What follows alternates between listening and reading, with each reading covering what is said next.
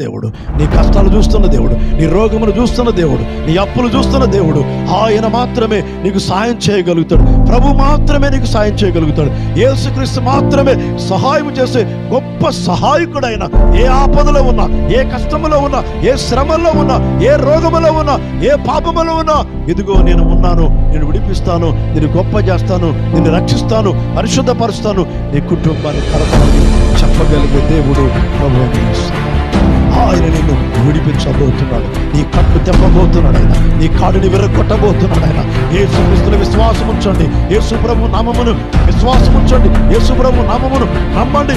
యేసు ప్రభు దేవుడని నమ్మండి. నీ కుటుంబంలో గొప్ప విడుదల, ఆదరణ, సమాధానము, శాంతినిచ్చే శక్తి గల దేవుడు ఈరోజున నీ మెడ మీద ఏ కాలంతో ఉండదు. యేసుక్రీస్తు నామములో విరగబడును గాక. నీ కుటుంబంలో ఏ రోగమైతుందో యేసుక్రీస్తు నామములో ఆ రోగము తొలగి